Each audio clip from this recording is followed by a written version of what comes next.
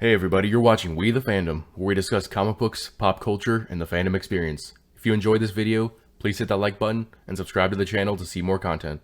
How's it going, everybody? Jacob here at We the Fandom, and in today's video, I'll be doing my breakdown and review of the 8th episode of Marvel's What If, a new Marvel Disney Plus show taking us through the multiverse and giving us alternate versions of the MCU films, with this episode being titled, What If Ultron Won? As will be the case with all these episodes, each alternate reality will be narrated by the Watcher, voiced by Jeffrey Wright. Now, you guys know how every time I review an episode of What If, I end up concluding that the Doctor Strange episode was still my favorite episode? Well, this episode completely blows that one out of the water.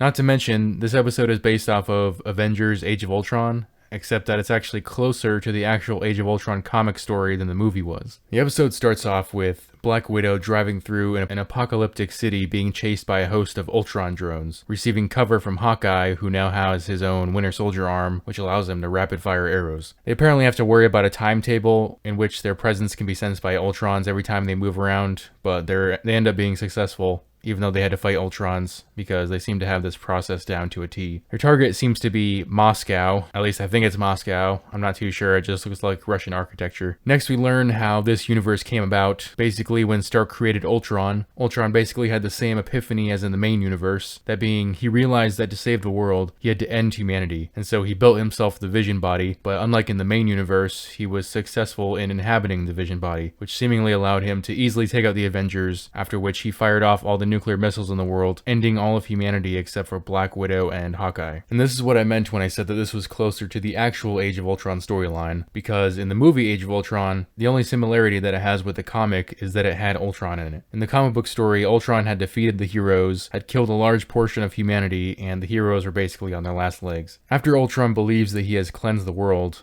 Thanos happens to show up with the Infinity Gauntlet. And I'm wondering how he got all the stones, considering Ultron killed some of the people that led to the stones reaching Thanos. I guess we'll just have to chalk that up to being a plot hole. But before Thanos even says a word, Ultron slices them in half with the beam from the Mind Stone and attaches the Infinity Stones to himself, basically turning himself into an Infinity Gauntlet. After which he creates a whole army of drones as well as a ship, and goes around the universe destroying planets and their inhabitants. He destroys Asgard, he destroys the Sovereign, which is the race that appeared in Guardians of the Galaxy 2, and the Guardians were there as well, so they also got killed. He destroys Sakaar, he kills Ego the Living Planet, and then he goes to Xandar, home of the Nova Corps. But Captain Marvel shows up to stop him. She takes him into the core of the planet, but when it seems like she might beat him, he obliterates the entire planet to include Captain Marvel and even wipes out nearby planets. And then we see the Watcher is commenting on the fact that Ultron no longer has a purpose.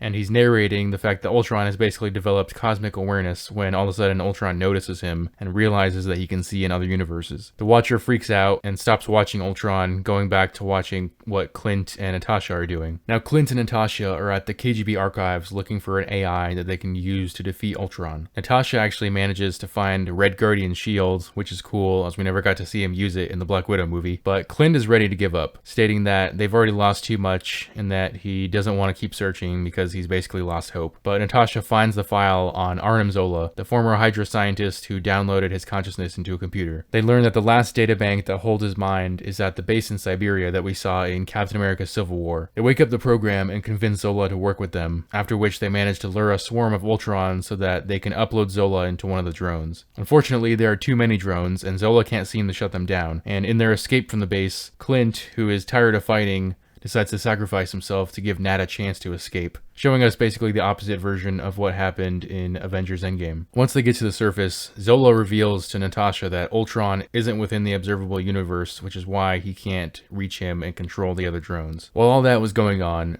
Ultron managed to break through the planes of the universe and starts attacking Uatu, claiming that he's just fulfilling his purpose. Right off the bat, they seem pretty evenly matched, and I don't know how I feel about Ultron being able to use the Infinity Stones in the multiverse, because in Marvel Comics, the Infinity Stones only work in their native universe. Meaning, if you took the Infinity Stones from your universe, they won't work in another universe. But they're fighting, and Ultron punches the Watcher through a universe, and that's when the Watcher puts on his big boy pants and prepares to really fight Ultron. But Ultron is still kicking his ass, punching him through more realities, really reminding me of Superboy Prime from the DC universe. And, you know, assuming that in the MCU the Infinity Stones work in every universe, the Watcher still shouldn't be able to withstand against Ultron.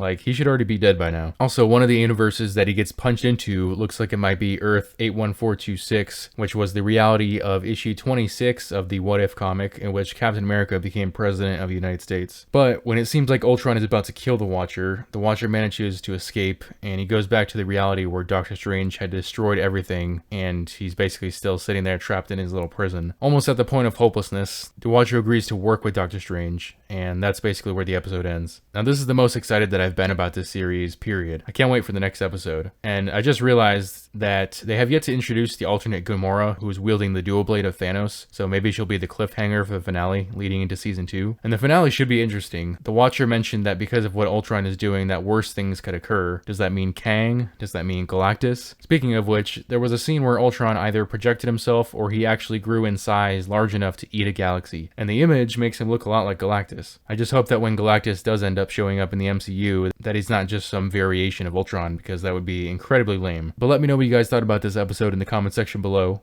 As always, if you enjoyed this video, please leave a like and subscribe to the channel. Also, hit that notification bell so you never miss a new video. I'll see you all next time. Bye.